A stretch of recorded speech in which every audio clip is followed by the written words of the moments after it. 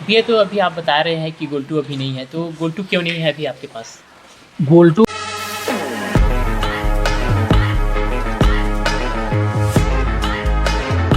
भैया पहले तो आप अकेले थे, उसके बाद फिर आराध्य आया, आराध्य के बाद फिर गोल्टू आया, डीजे एम आया, तो आपका टीम कैसे बढ़ा आगे? गोल्टू पहले जंगल के पास यहाँ काम करता था। ये आप लोग सब जानते हैं, हमारे दर्शक भी जानते हैं। तो किसी वजह से वहाँ उसने काम छोड़ा। फिर मेन उसका तो ये था कि काम छोड़ने के बाद मुझे यतेंद्र के साथ और वहाँ टिक्कू के साथ जो है रह के गाना बनाना है, वहाँ काम करने का है। फिर वहाँ शायद व्यवस्था नहीं हो पाया था गाना बनाने के संबंधी या काम के संबंधी। तो फिर वो मेरे पास फ़ोन किया, भैया ऐसा ऐसा है, कैसे करेंगे? बोला यार ये मेरे पास भी यहाँ ज़्यादा काम नहीं है और ना ही जगह है, कहीं ना कहीं एक रूम अपने को किराए में लेना पड़ेगा।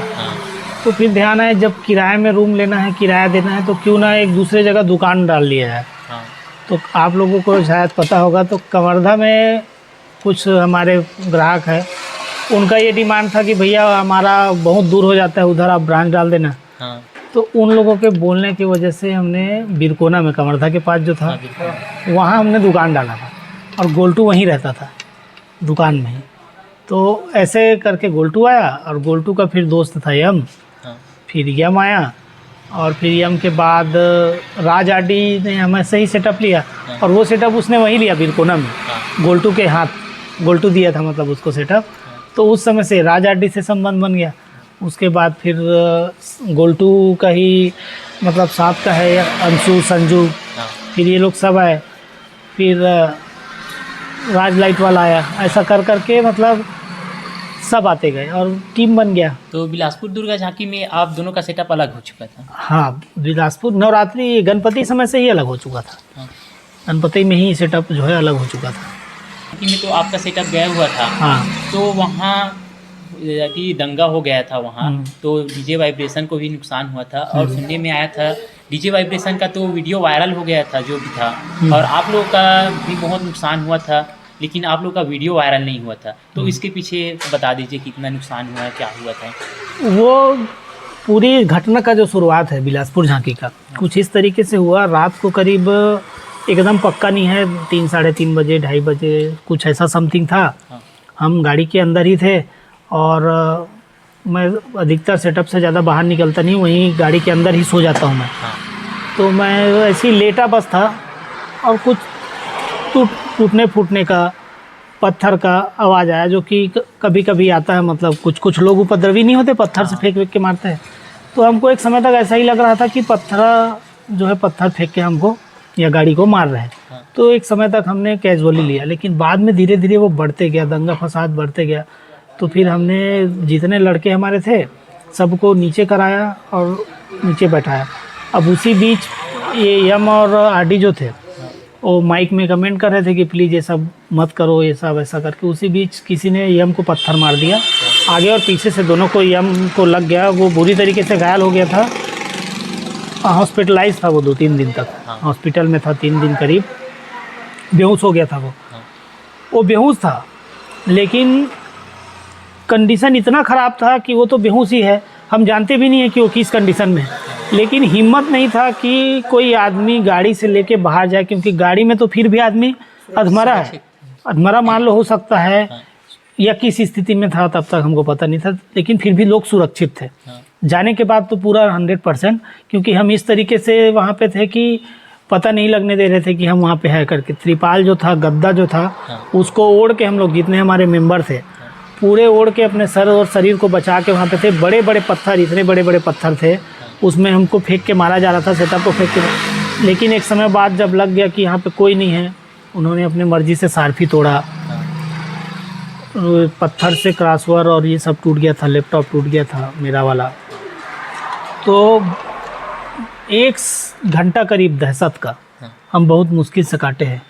ऐसा लगता था कि कब कोई आदमी हमारे सेटअप गाड़ी में चढ़ जाएगा, और चढ़ने के बाद समझ रहे नहीं वहाँ पे जगह नहीं है। इतने मोटे मोटे डंडे उनके पास थे, ऐसा लग रहा था कि आज पता नहीं भगवान कल का सुबह हो पाएगा या नहीं हो पाएगा। किस तरीके से वो जो है उस दिन का था, उस रात का था। अब जैसे तैसे पथराव बंद हुआ तो फिर समिति वाले के माध्यम से ये हमको फिर ले गए। नुकसान कितने का हुआ था आपका सवाल था, अंदाज़ा लगाया जाए तो करीब 2 लाख के आसपास का नुकसान हुआ था, ज़्यादा ये था। यह जो नुकसान तो हो गया था, लेकिन अब उसके बाद नुकसान होने के बाद कुछ समिति की तरफ से आप लोगों को इसके नुकसान के लिए दिए होंगे? नहीं, समिति की तरफ से या किसी भी तरीके से हमको किसी भी प्रकार की कोई मदद, कोई मुआवजा कुछ नहीं मिला है। आराध्य देव अलग होने के बाद भैया आप लोग अब कितने सेटअप एक साथ तैयार कर लेते हो? तैयार हम लोग 3 सेटअप तक का करते हैं। हमने जैसे कि गणपति में 3 सेटअप चलाया, नवरात्रि में भी 3 सेटअप चलाया, और लेकिन अब क्योंकि मैंने मूड बनाया है कि दुकान का काम अब ज़्यादा बढ़ चुका है, तो सेटअप में ही एकदम ध्यान देना ज़्यादा अच्छा बात नहीं है। तो अभी फिलहाल हम लोग 1 सेटअप का काम कर रहे हैं। जब हमको लगेगा, इस बीच गोल्टू भी अब हमारे बीच नहीं है, नहीं तो गोल्टू रहता था तो 1 आध सेटअप का काम वो देख लेता था। तो अभी फिलहाल 1 से 2 सेटअप में हमारा ध्यान है, तीसरे के प्रति हम सोचते भी नहीं हैं। ये तो अभी आप बता रहे हैं कि गोल्टू अभी नहीं है, तो गोल्टू क्यों नहीं है अभी आपके पास? गोल्टू ऐसा है कि उनका अनुकंपा नियुक्ति हो चुका है, मतलब कोंडा गांव के कलेक्ट्रेट में जो है उनके पिताजी के जगह में उनको जॉब मिला है, तो अब वो जॉब में रहते हैं। तो उस जॉब में अभी उसको करीब 3 महीने तक शायद जज साहब बोले हैं कि छुट्टी नहीं मानना है, चाहे संडे क्यों ना हो। संडे को भी हम कुछ काम बता के आपको ज़रूरत पड़त बुला सकते हैं। तो 3 महीने तक उसको छुट्टी नहीं मिलेगा, तो अभी फ़िलहाल 3 महीने नहीं आएगा। बाद में जैसा जैसा सीज़न रहेगा वो छुट्टी लेके आएगा और बिल्कुल आएगा। गोल्टू मतलब हमेशा के लिए काम से नहीं हटा है। भैया लाइटिंग में लेजर की बात आई, तो लेजर आप अपने सेटअप में कितने वाट का यूज़ करते हैं? और देखा जाता है कि लेजर की वजह से बहुत कुछ समस्या का सामना करना पड़ता है, जैसे कि कैमरे भी ख़राब हो सकते हैं, तो इनके बारे में आप विस्तार से बताइए। लेज़र मैं 5 वाट से लेके 60 वाट तक का लेज़र यूज़ कर चुका हूँ, और आपको बता दूं कि छत्तीसगढ़ में इस तरीके का लेज़र लाने वाला सबसे पहला सेटअप हमारा है। ये सब लेज़र कोल्हापुर से आते हैं। अभी खैर छत्तीसगढ़ में कुछ भाइयों ने 10 वाट तक का लेज़र ख़रीद लिया है, लेकिन सबसे पहले इस तरीके के लेज़र को अपने सेटअप में लगाने में हमारा ही सेटअप था। अब आपका सवाल था मोबाइल ख़राब होने का, तो मोबाइल ख़राब तो खैर होता है, मोबाइल का कैमरा ख़राब होता है। हाँ, कैमरा वो अगर डायरेक्ट उसके जो मेन लेंस पे अगर पड़ता है तो ख़राब हो जाता है उसका कैमरा। मेरा खुद का हो चुका है। हाँ, पता नहीं था, वो पहला ही प्रोग्राम था और जानकारी नहीं था उसके बारे में, तब हुआ था। ये अब लेजर के उपयोग से कैमरा तो ख़राब हो जाता है, हाँ। तो इसके बचाव के लिए क्या करना चाहिए हम? बचाव के लिए सीधा सा है, आप एकदम सेटअप के सीधे में मत रहो। हाँ। थोड़ा साइड से आप वीडियो बना सकते हैं, एकदम साइड जाने की ज़रूरत नहीं पड़ेगी, थोड़ा साइड में, क्योंकि मैं बात कर रहा हूँ कि लेज़र का जो मेन पॉइंट है, ऐसा तो लेज़र आपको बहुत बड़ा दिखेगा, हाँ। लेकिन वो 4 जो मेन पॉइंट है उस पे आके वो टिका होता है। हाँ। लेज़र का बीम मेन वाला, और कई में बहुत सारे निकलते हैं, आपने देखा होगा, तो वो बहुत सारों में तो उसका दिक्कत नहीं होता है। जो मेन लेज़र का फोकस है, पॉइंट है, वहाँ पे दिक्कत होता है। तो साइड से वीडियो बनाया जाए, पहला वह पॉइंट ये रहा। दूसरा, आप कम हाइट से बना सकते हो। हाँ। लेज़र का जो एक इम्पैक्ट है उसकी लाइट का, वो हेड के आसपास पड़ता है। हाँ। हेड या गले के आसपास। तो आप गर्दन के नीचे से वीडियो अगर आप बनाते हैं हाँ।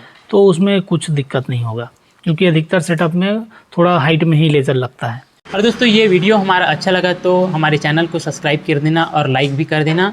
तो मिलते हैं दोस्तों अब अगले वीडियो पर भैया के साथ। हम